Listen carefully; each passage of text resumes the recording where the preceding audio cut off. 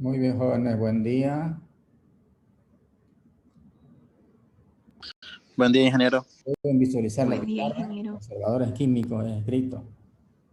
Sí se ve. Muy bien, gracias. Vamos a retomar entonces la clase. Estábamos ya ingresando a este tema de los conservadores químicos, con todas esas explicaciones que habíamos hecho en clases anteriores y esos ejemplos que hemos puesto. Recordemos que una de las variables que se manipulan desde hace mucho tiempo es la temperatura, ¿no es cierto? Con la finalidad de permitir la conservación de los productos alimenticios, ¿no? O sea, manipulando la variable temperatura, conseguimos de que no haya desarrollo, o por lo menos se frene el desarrollo de los microorganismos, los productos alimenticios se conserven. Otra forma es agregando conservadores químicos, productos químicos, y de eso es lo que vamos a hablar en esta clase. Entonces, para ello, voy a darle la siguiente lectura para que lo tengan y después lo puedan repasar, ¿no? Como se está grabando, entonces ustedes lo pueden repasar en su momento. Los conservadores han sido definidos como agentes químicos que sirven para retardar, evitar o enmascarar los cambios indeseables que sufren los alimentos. Tales cambios pueden ser originados por microorganismos, por enzimas del alimento o por simples reacciones químicas. La inhibición del crecimiento y actividad microbiana es uno de los fines principales perseguidos por el uso de conservadores. Los conservadores inhiben a los microorganismos alterando sus membranas celulares, su actividad enzimática o sus mecanismos genéticos.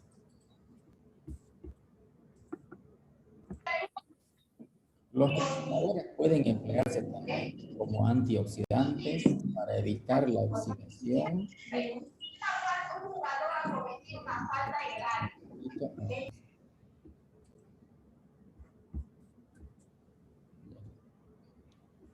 Otra persona que está hablando, corregimos su micrófono. Bueno, decía yo, los conservadores pueden emplearse también como antioxidantes para evitar la oxidación de las grasas no saturadas, como neutralizadores de la acidez, como estabilizadores que evitan cambios físicos, como agentes fijadores o como revestimiento o envolturas que evitan la contaminación bacteriana.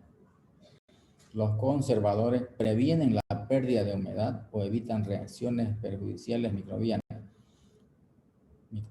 enzimáticas o químicas. Fíjense, esto es importante, esto último que voy a mencionar aquí. El conservador ideal se está buscando constantemente, sin haber sido encontrado todavía. Debe ser inofensivo para el consumidor, eficiente en su acción conservadora. No debe rebajar la calidad del alimento ni proporcionarle olores, colores o sabores desagradables. Entonces, estamos hablando del tema de conservadores químicos. ¿Y cuál es la función de estos productos?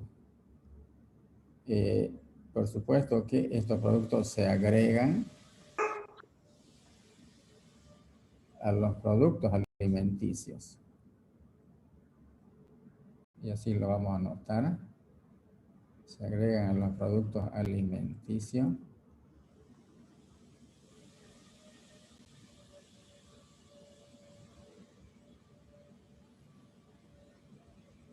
En cantidades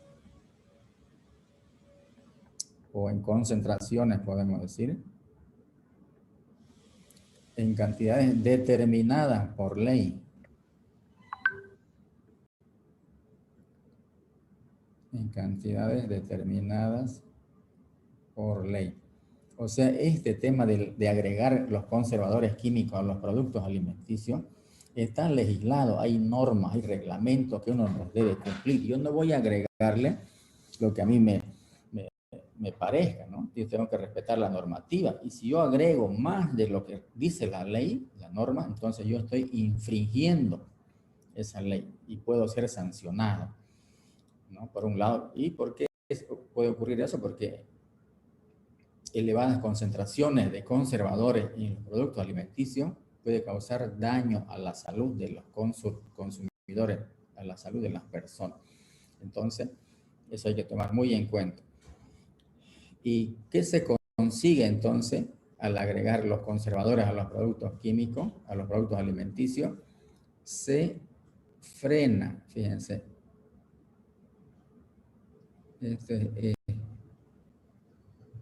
se frena, se retarda el desarrollo de los microorganismos. MO es microorganismo. No decimos, no es correcto decir se anula acá, ¿ya?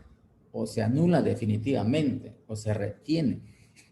Ustedes han visto, cuando hablamos nosotros de la variable temperatura, los productos alimenticios en las heladeras, por ejemplo, igual se van a deteriorar, ¿no? Las carnes, los lácteos, las proteínas, todo se deteriora por la acción de los microorganismos o por reacciones enzimáticas o por reacciones químicas, se va dañando el producto.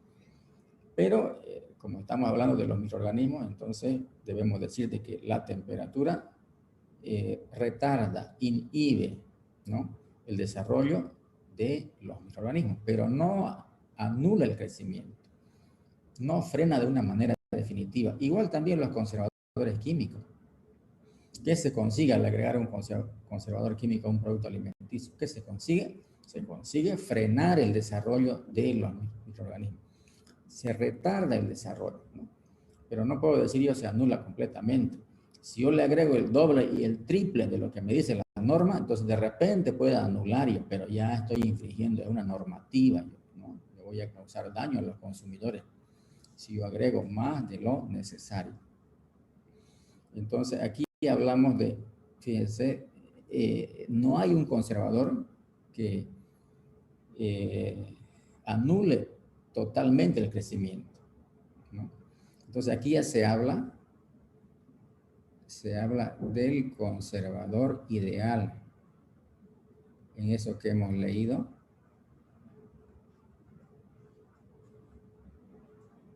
Del conservador ideal. ¿Y cuál es el conservador ideal? Que sea, ¿qué? 2 puntos. Sea efectivo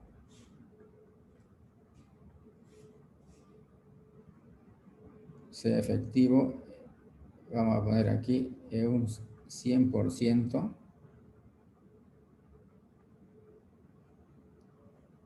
contra el desarrollo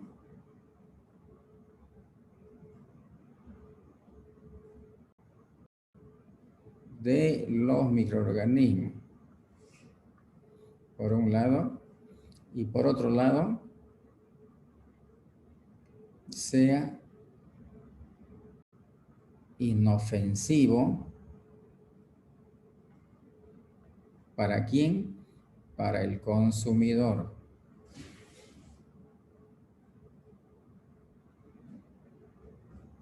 Entonces es un equilibrio importante, interesante, que se sigue buscando. No se ha encontrado ese conservador ideal, así como dice acá, que mate todos los microorganismos, que evite en su totalidad el crecimiento y que sea inofensivo, que sea inocuo, podemos decir, inocuo, ya que no cause ningún tipo de daño al consumidor. Entonces se lo sigue buscando, aún no se lo ha encontrado este tipo de conservador. Porque de alguna manera tiene sus efectos contra el consumidor, porque son productos químicos que se agregan. Entonces, por un lado, se modifican las características nutritivas del producto y por otro lado pueden ser nocivas para el consumidor. Entonces, muy importante estas dos características. Esas son las particularidades que deben cumplir los conservadores ideales, que aún no se los ha encontrado. Además de los productos químicos adicionados a los alimentos o de los que se recubren para su conservación, hay otros productos que llegan durante su producción, su tratamiento y su empaquetado. Es fácil encontrar en los productos alimenticios residuos de pesticidas, herbicidas y fungicidas, si es que son frutas o son hortalizas. También se puede encontrar detergentes empleados en el lavado de los propios alimentos o detergentes antisépticos usados para lavar el equipo y utensilios. A ver, ¿alguien quiere ingresar? Vamos a permitir la entrada. Ya está. Ahora vamos a ver los factores que influyen en la efectividad de los agentes químicos como destructores o inhibidores. ¿Cuáles son? Voy a anotar acá. Factores.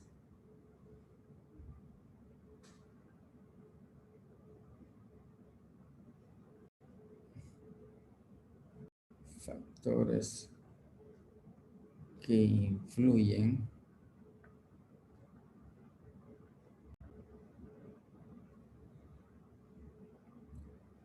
en la efectividad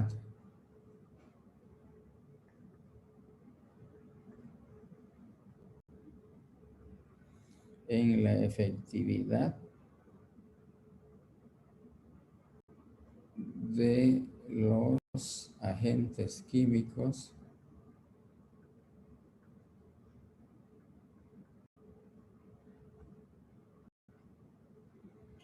como destructores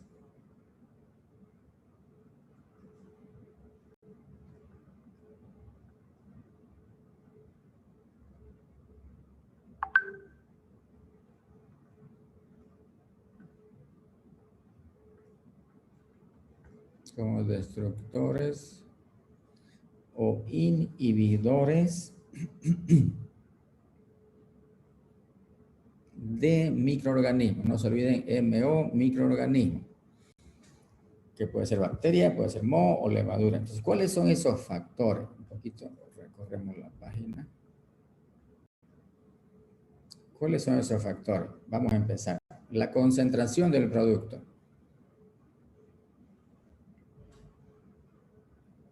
Un primer factor. Concentración. ¿Quieren ingresar a su compañero? Pues los habilitamos. Ahí está. Listo.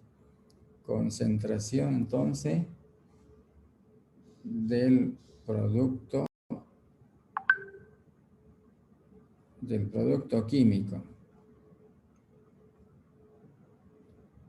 Entonces, el sentido común nos dice, ¿no?, que a mayor cantidad de producto, la efectividad va a ser mayor. Entonces, aquí lo voy a anotar. A mayor cantidad. Es cuestión de lógica o de sentido común nomás. Mayor cantidad del producto químico o conservador, del producto conservador puedo anotar también. Entonces, mayor efectividad.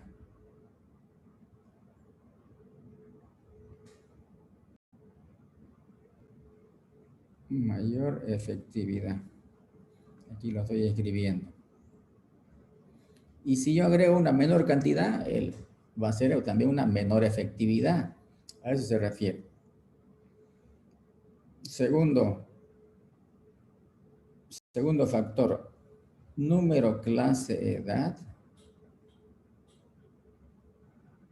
Número, clase,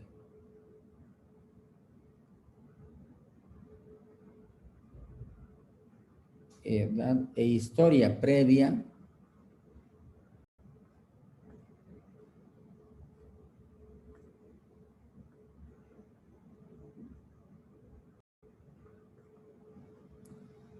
del microorganismo. Es decir, debemos conocer las características, las particularidades, qué tipo de microorganismo es, la concentración, qué tipo, la clase acá está, la concentración, ¿no? Y alguna otra historia adicional del microorganismo que está presente en ese tipo de productos alimenticios. Temperatura.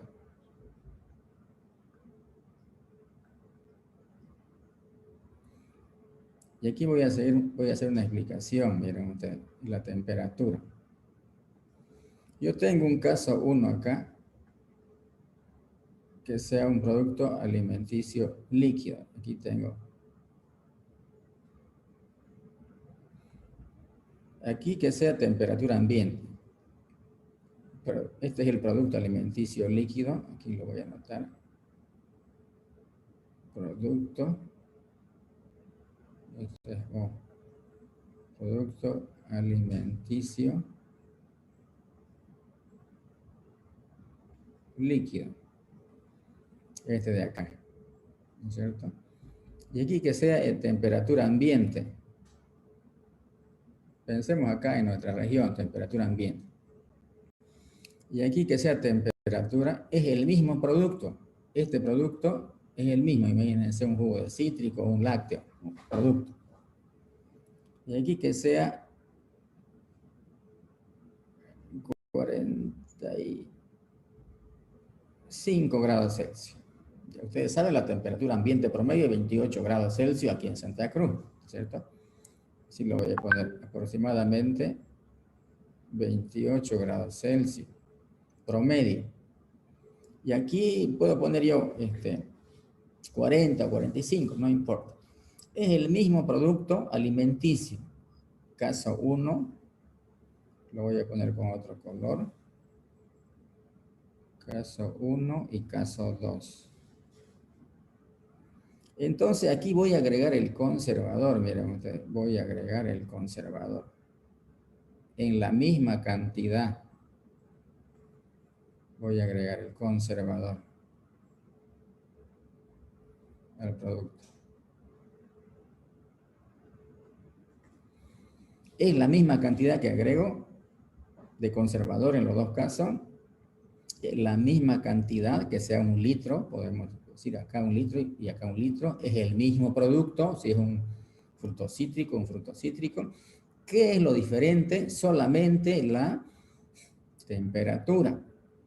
Entonces la pregunta es, ¿cuál será la pregunta? A ver, díganme. Quiero ver si me están siguiendo. ¿Cuál será la pregunta?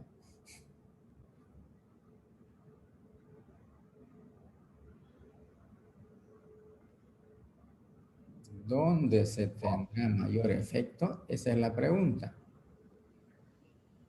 Mayor o mejor efecto. Esa es la pregunta.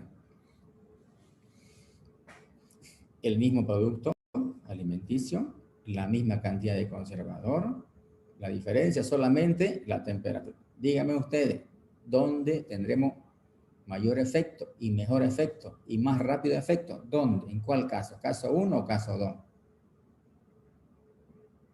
El caso 1. Caso 2. Caso 2, señores, caso 2. Fíjense, pues, si aquí es a baja temperatura, aquí ya le creamos una condición y adversa con esto. Ya. Respuesta en 2. Aquí tenemos mayor efecto. Aquí. Yo estoy diciendo, aquí en Santa Cruz les estoy diciendo, ¿no es cierto? En Santa Cruz hacemos el experimento. Y sabemos que la temperatura promedio es 28, entonces están cómodos en esta condición de temperatura, están cómodos. Pero ya aquí, con el cambio de temperatura nomás, ya le estamos creando ya una limitante, una dificultad solamente con esto. A esta dificultad que le sumemos el conservador más, entonces ya lo complicamos al microorganismo. Puedo decir, entonces, hay una sinergia, fíjense, a eso se llama una sinergia Porque hay dos efectos y un solo objetivo. Miren, ustedes. ¿Cuál es el objetivo? Frenar. Voy a borrar. N. El objetivo es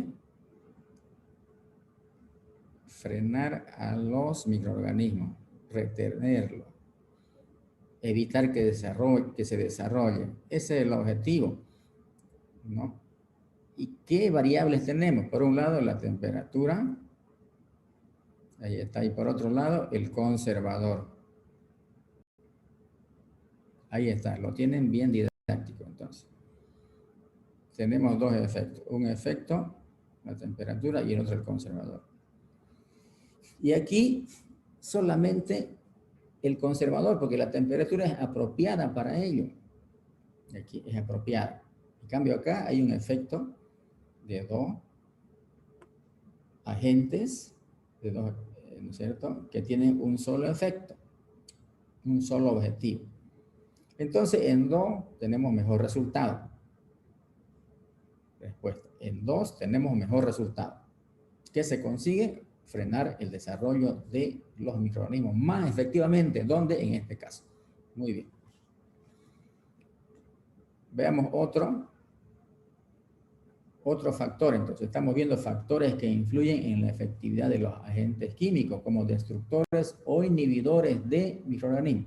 El tiempo. Voy a volver a utilizar el rojo.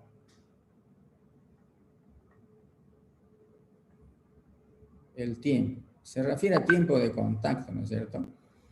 Y entre el conservador y acá el medio donde va a haber el desarrollo de los microorganismos. Entonces, a mayor tiempo,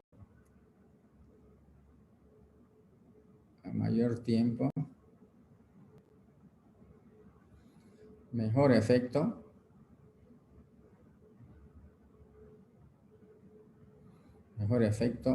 conservador. Quiere decir, mientras más tiempo esté en contacto el conservador con el producto, por supuesto que mejores resultados vamos a tener. Muy bien, tiempo. Otro. Características físicas y químicas del sustrato.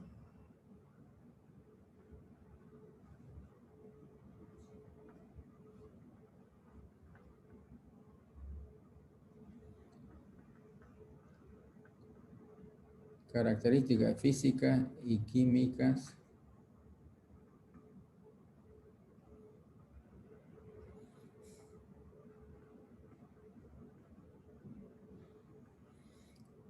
del sustrato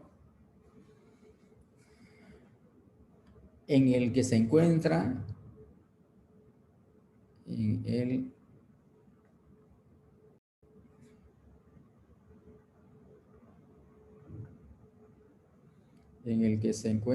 el microorganismo.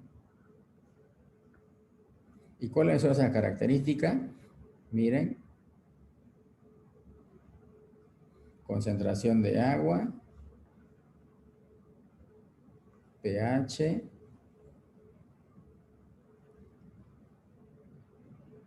tensión superficial,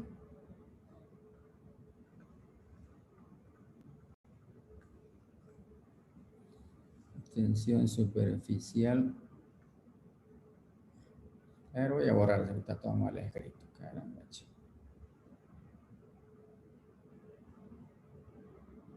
Ya.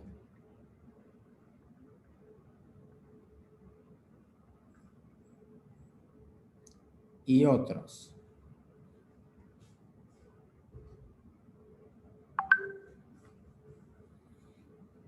Un poquito subimos la página. Subimos el papel y seguimos explicando. Entonces, este es el último factor. Características físicas y químicas del sustrato en que se encuentra el organismo. Concentración de agua, pH, clase y proporción de sustancias en disolución, tensión superficial, coloides y otras sustancias protectoras.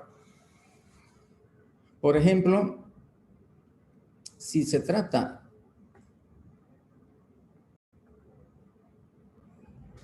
de fruto cítrico,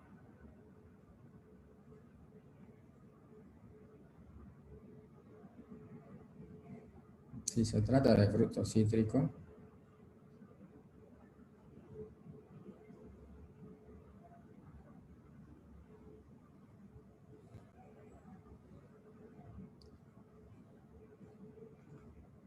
no sé, imagínense una naranja. ¿Ya? Entonces, ¿qué puedo decir yo de la concentración de agua de la AW? ¿Tiene elevada concentración o baja concentración? Una naranja. Elevada. Elevada concentración, muy bien. ¿Qué puedo decir del pH? ¿Neutro, alcalino o ligeramente ácido? Ácido. Fruto cítrico. Ácido. Muy bien, excelente. Sí, entonces vean ustedes cómo ya tengo una idea yo. Y todos esos factores. Si yo hablo de un grano, por ejemplo, de un grano, no sé, trigo, arroz, soya, es un sustrato, también va a haber desarrollo ahí. ¿Qué puedo decir de la concentración de agua de la AW? ¿Baja o alta?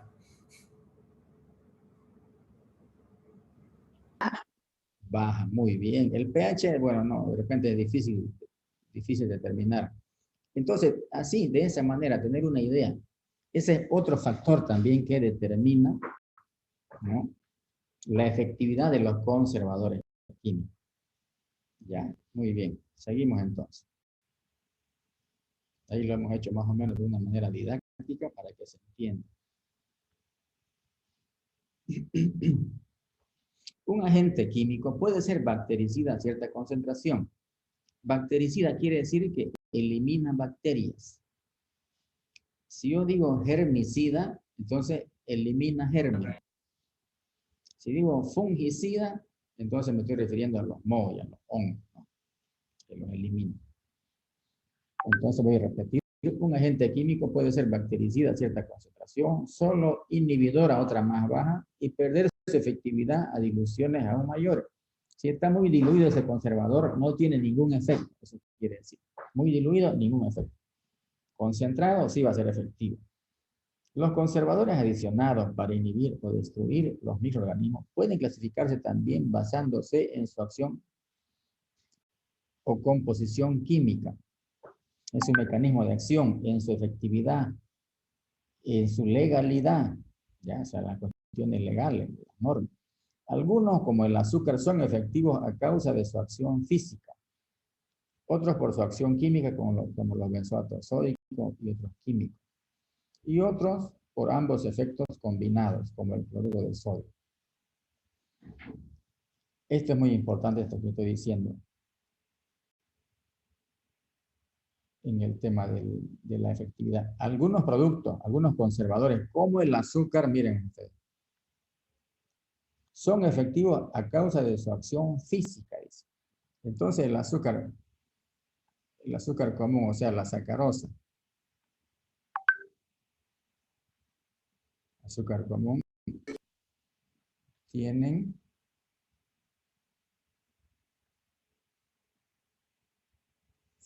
efecto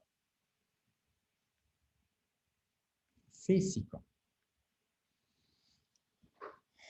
Fijan la humedad. Fijan o eliminan la humedad.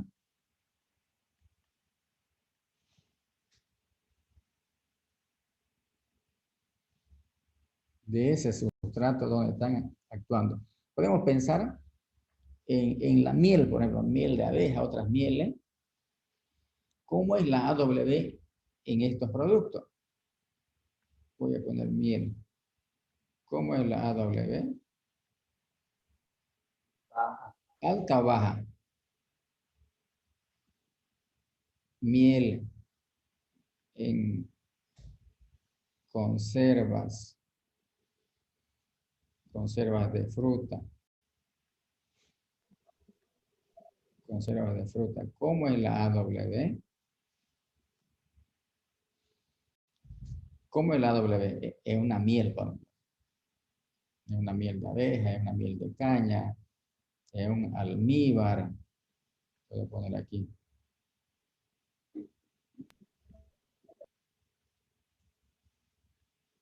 Sigo preguntándome. Todos saben que es AW, ¿no es cierto? Es concentración de agua en ese sustrato. Que va a permitir o no el desarrollo de microorganismos. Aquí en las conservas de fruta. No sé, pues conserva de durazno, conserva de frutilla, ¿no? Una serie de conservas. ¿Cómo es la AW ahí? En los almíbares, ¿cómo es la AW? ¿Alta o baja en estos productos? Baja. Muy bien. ¿Sería baja? Entonces, es baja la AW. Es baja la AW. Así, contundente. Esta AW es baja. Bueno, lo puse con minúscula acá.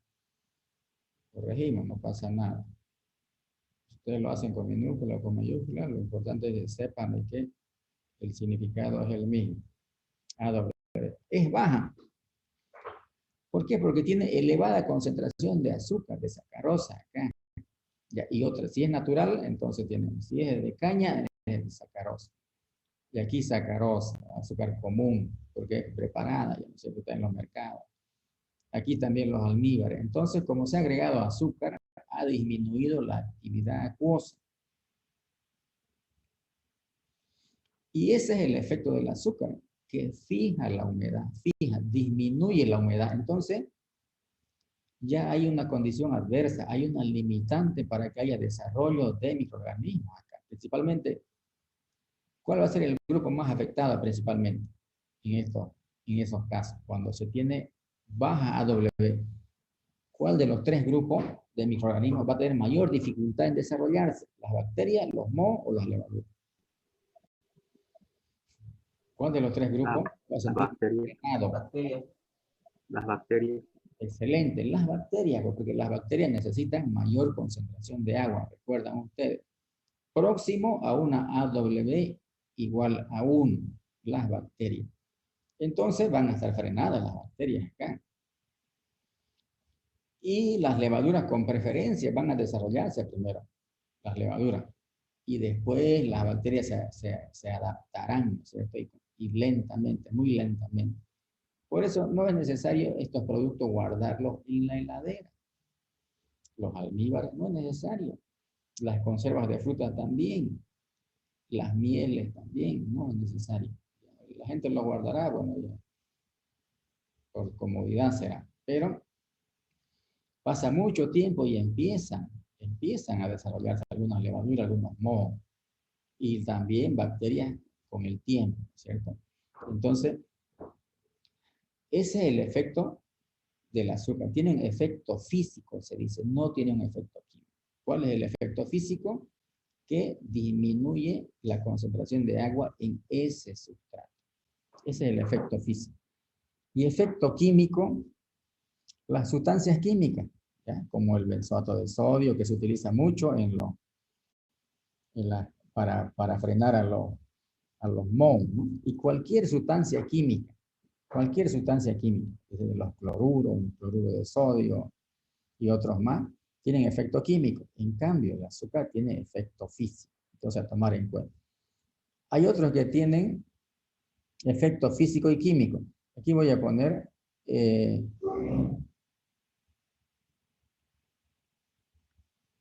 efecto químico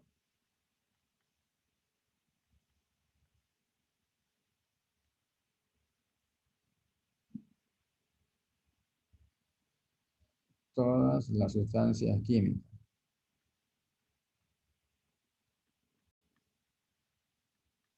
Todas las sustancias químicas restantes, porque también el azúcar es una sustancia química, pero estamos aclarando de que el azúcar tiene un efecto físico, ¿no es cierto? Porque estos productos quedan dulces estos productos. ¿Por qué? Porque ha disminuido la AW.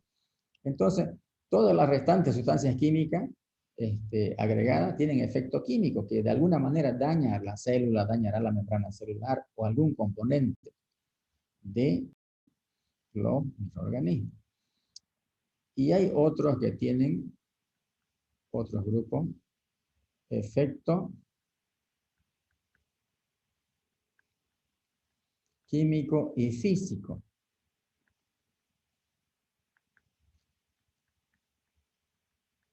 ¿Cuáles serán esos productos? ¿Cuál será ese producto que tiene efecto físico y químico? El cloruro de sodio. Es muy importante este producto. La sal común, desde tiempos remotos, hace miles de años, que el hombre lo utiliza como conservador, lo utiliza. ¿En qué productos principalmente? A ver, díganme. En la carne. Muy bien, en las carnes, ¿cierto? Es uno de los mejores conservadores, más fácil de conseguirlo y muy eficiente en su acción conservadora. Tiene efecto físico y químico. Miren cómo la sacarosa tiene solamente efecto físico.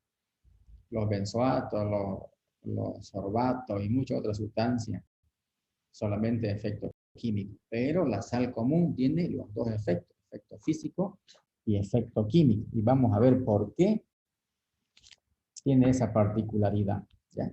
Voy a ver esta otra pequeña parte y después entramos. Algunos conservadores químicos se usan para tratar las envolturas o recipientes de los alimentos, mientras que otros son usados en forma de gases o vapores. Algunos se agregan al hielo de refrigeración empleado para la conservación del pescado.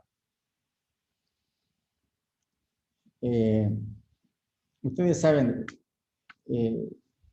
yo puedo tener hielo y coloco ahí carne y se conserva por la temperatura, ¿no es cierto? Pero a veces se requiere tener ahí por más tiempo, entonces no es suficiente enfriar. Entonces se agregan los conservadores a ese hielo, fíjense, entonces hay efecto de la temperatura más efecto del conservador. ¿Para qué? Para proteger el producto del deterioro por los microorganismos. Entonces queremos frenar a los microorganismos, que ese producto, nos están hablando de los pescados acá en este caso, de los pescados. Si yo simplemente lo enfrío, igual se van a desarrollar microorganismos con el tiempo, ¿no? Entonces, pero si yo le agrego un conservador más, ya tengo nuevamente una sinergia como el caso anterior. En frío, hace rato calentábamos, ¿se acuerdan, no? Ahora se enfría y se agrega el conservador. Entonces, eso también se hace, ¿ya? En algunos casos. Seguimos. Los conservadores pueden presentar cierta especificidad contra algunos microorganismos. Por ejemplo, ser efectivos contra moho o levadura y mucho menos efectivos contra bacterias y a la inversa, pudiendo asimismo actuar contra grupos específicos definidos de bacterias y otros microorganismos. Muy bien. Vamos a ver ácidos inorgánicos y sus sales. Entonces, voy a escribir acá. Un poquito subimos.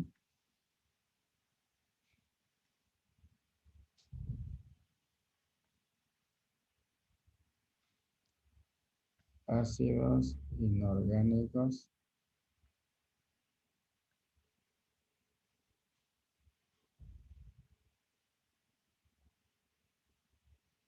y su sal.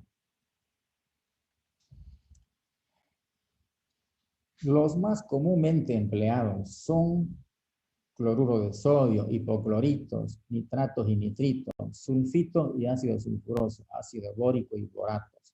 Los ácidos dañan la membrana celular y favorecen la descarboxilación de los aminoácidos. El cloruro de sodio, voy a anotar acá. Vamos a referirnos al cloruro de sodio.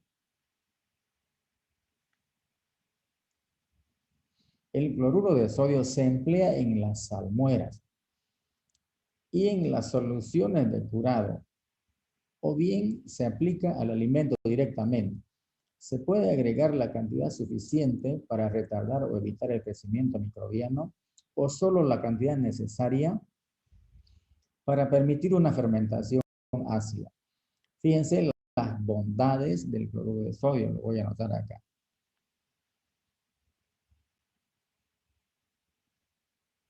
Puede ser característica o bondades, ¿ya? Bondades de esta sal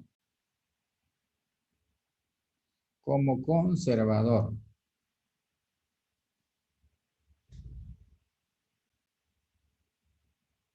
¿Cuáles son esas particularidades? ¿Cuáles son esas características? Esas son las bondades que vamos a ver a continuación. ¿Por qué es tan famoso este producto? Aparte de equilibrar el sabor, ¿no es cierto? Estamos acostumbrados nosotros, si no hay sal en los productos alimenticios que consumimos, bueno, no es lo mismo. Entonces el cuerpo necesita un equilibrio y por otro lado es un buen conservador. Ya. Se han descrito las siguientes propiedades de la sal. 1. Hace aumentar la presión osmótica.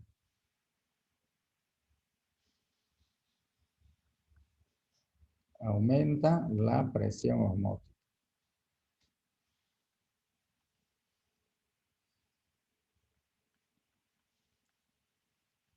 En la célula. O sea, en el microorganismo que va a desarrollarse. Lo que causa una plasmólisis. Eso causa plasmólisis. Quiere decir que revienta la célula, explota, se llena de agua y explota y muere la célula. Eso quiere decir plasmólisis. ¿No es cierto? Si son bacterias que van a entrar a el sustrato, por ejemplo, y ahí sale, entonces las células van a ser muy dañadas, o sea, las bacterias, por ejemplo. Eso ocasiona la sal. Hace aumentar la presión osmótica y las células pueden ser destruidas por este efecto. Revienta la célula que se llena de líquido. La cantidad de sal necesaria para inhibir el crecimiento o destruir los microorganismos varía para los distintos gérmenes. Entonces, eso en cuanto a la presión osmótica. Un primer punto, una primer bondad, se puede decir, una primer particularidad de la sal común.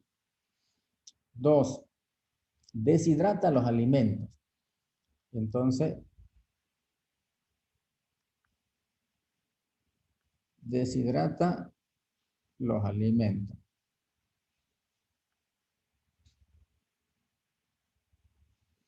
Entonces, si yo digo deshidrata los alimentos, ¿qué acción es? ¿Física o química?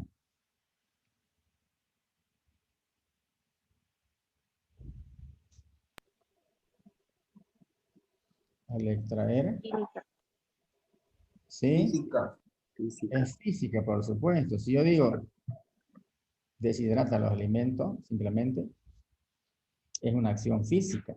Deshidrata. Entonces ya al deshidratar estamos creando ya también una condición adversa para el desarrollo de las bacterias, ¿no es cierto? Y del mismo modo, fíjense cómo deshidrata el sustrato y también deshidrata a la célula. Y del mismo modo deshidrata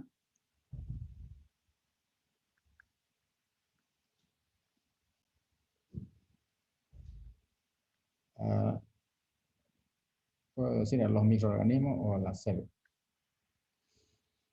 Porque eso ocasiona, esa es su acción física. Ya. 3. Libera. ¿Qué tipo de iones libera? O sea, al hidrolizar se libera iones cloruro. Libera iones cloruro. Tóxicos. Son tóxicos para los gérmenes. O para los microorganismos. Entonces aquí está la acción química. Esta es la acción química ya. Lo voy a poner entre paréntesis.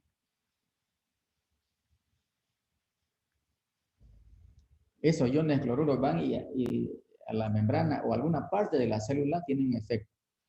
Entonces, acción física del cloruro de sodio está acá y la acción química acá. Ya, muy bien. Sigamos viendo qué más, qué otras bondades tiene el cloruro de sodio. Reduce la solubilidad de oxígeno en el agua.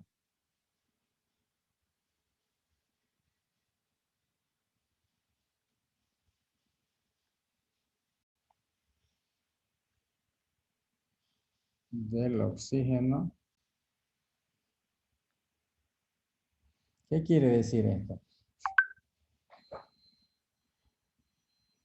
Si yo tengo, por ejemplo, tengo un disolvente,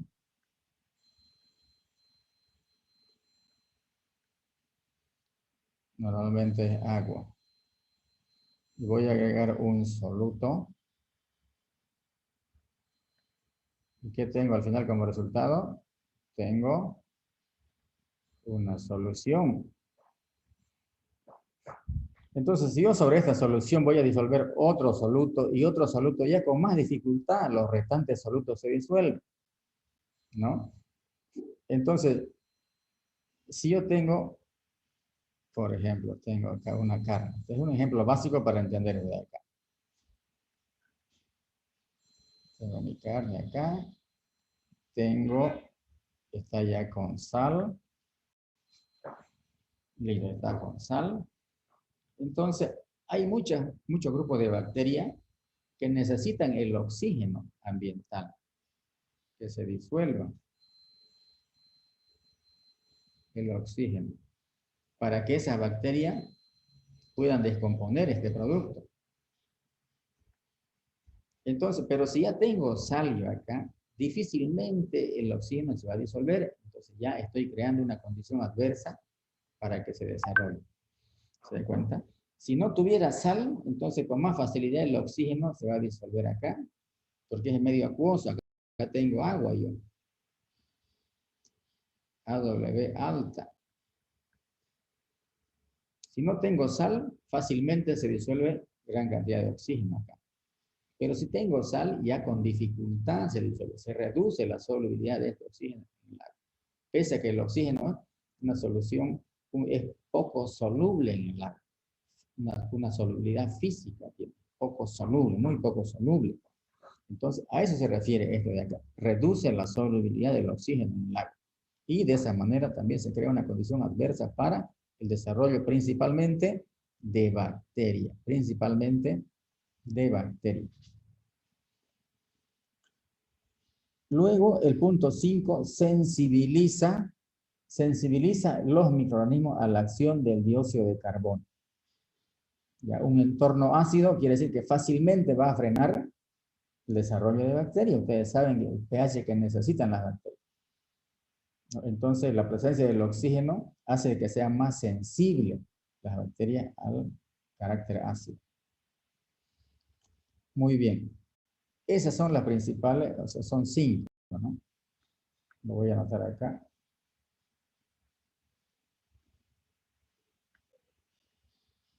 Sensibiliza los microorganismos a la acción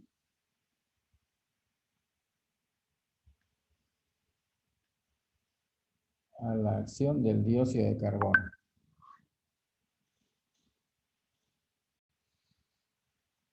Vean ustedes 5 importantes bondades que tiene el cloruro de sodio.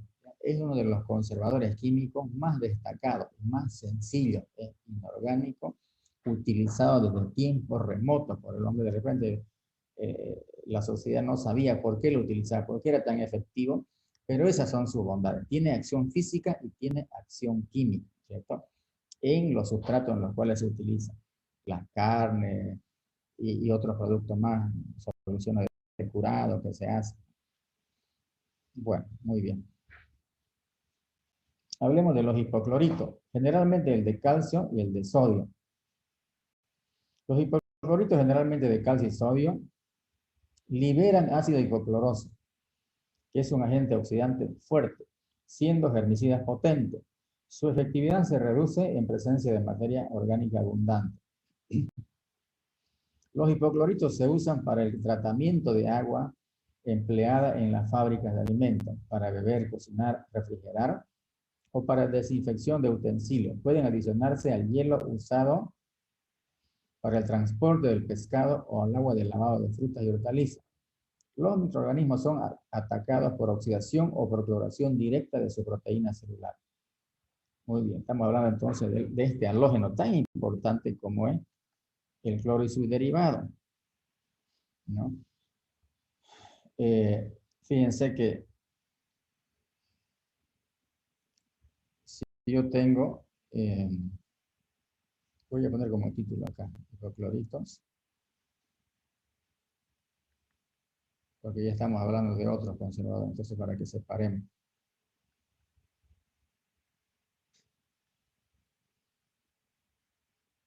Hipocloritos.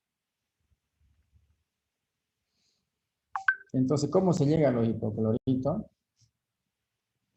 ¿Qué son los hipocloritos? Son sales. ¿De qué ácido son? A ver, díganme. Del ácido hipocloroso, ¿no es cierto? Entonces, vean cómo yo puedo tener clorogas en agua y puedo tener un efecto muy importante. Voy a frenar el desarrollo de bacterias. ¿Por qué? Porque voy a tener un ácido muy fuerte y un ácido muy débil. Ácido clorhídrico y ácido hipocloroso. Puedo también tener yo otra forma de frenar a las bacterias. ¿Cómo se llama este compuesto? ¿Hipoclorito de qué? Vamos. Hipoclorito de sodio. Hipoclorito de sodio, muy bien. Disuelto en agua se forma este hidróxido y también el ácido hipocloroso. Son muy utilizados estos hipocloritos. Luego voy a tener el otro hipoclorito. ¿Qué se llama este? Calcio. De calcio. Muy bien. Este es el más usado. El de calcio. Es un poco más caro este de acá, pero es más efectivo, más concentrado. Generalmente viene granulado. Entonces, al disolverse en agua, voy a tener este hidróxido y también, entonces, ¿cuál es la sustancia común en los tres casos? La sustancia común en los tres casos, Ácido clorhídrico. la sustancia común en los tres casos es el ácido hipocloroso. Por eso dice acá, generalmente los hipocloritos de calcio y sodio liberan ácido hipocloroso. Estos hipocloritos liberan ácido hipocloroso. Agente oxidante poderoso, siendo herbicidas muy importantes. Entonces, todo el mundo hace mucho tiempo que se viene utilizando los hipocloritos. Y este es uno de los más utilizados, este de acá. Este también funciona bien, pero este es más efectivo, más lo utilizan. Su forma más común de manipularlo de forma sólida. Ya, este de acá. Entonces, un poco más caro, más concentrado, pero menos soluble que este, incluso. Este es menos soluble que este. Pero por su efectividad, este es el más utilizado, el de calcio. Entonces, en los tres casos se forma el ácido hipocloroso y al final esta es la sustancia efectiva.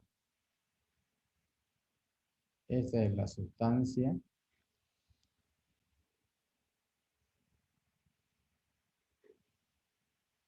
efectiva. Muy bien. Acá.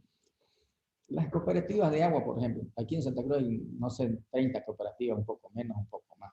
Todas utilizan esta sustancia de aquí. Algunas de repente utilizan esta, ¿ya? Pero la gran mayoría el hipoclorito de calcio. ¿Para qué? Como como un margen de seguridad para garantizar de que no haya bacterias en el agua de consumo de la población. ¿No? El agua que disponemos acá en Santa Cruz es de muy buena calidad química y de muy buena calidad microbiológica. Pero cada vez los pozos son perforados a mayor profundidad. De repente hace 30, 40 años habían pozos de 80 metros, 100 metros. Entonces el tema de la basura, de la contaminación de las corrientes de agua subterráneas, de que se perforen cada vez pozos más profundos, ¿no? Pensando en la mejor calidad del agua. Pero no hay contaminación así significativa de impacto, no. Aún así, ya las cooperativas utilizan este germicida por seguridad, por seguridad, para agregar al agua de consumo y que la población esté más segura, ¿cierto? Entonces, ahí se controla conociendo el residual de cloruro, por ejemplo. Ya esto está en la norma, que tiene que haber un residual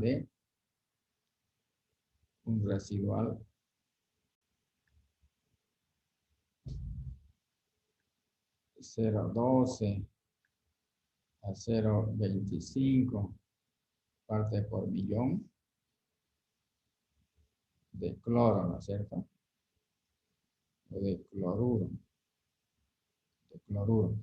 Quiere decir que si ustedes van a su grifo en su casa, toman una muestra de agua y hacen cloruro, determinan cloruro, tienen que encontrar valores aproximadamente así, en este rango. Si hay valores, si encuentran ustedes un valor así, entonces está bien. Nos quedamos tranquilos. No va a haber desarrollo de bacterias, quiere decir, o no hay riesgo de contaminación. Pero si encuentran 0, entonces hay riesgo de contaminación. Si se encuentran 0,5, 0,6 acá, entonces mucho cloro se está agregando. De repente ya es insoportable esa agua, o una parte por millón. Entonces eso está en la normativa, esto de acá. Bueno, aquí quedamos, seguimos la siguiente clase. Seguimos la siguiente clase y así vamos a ir hablando de otros conservadores. ¿Alguna consulta, alguna pregunta, jóvenes?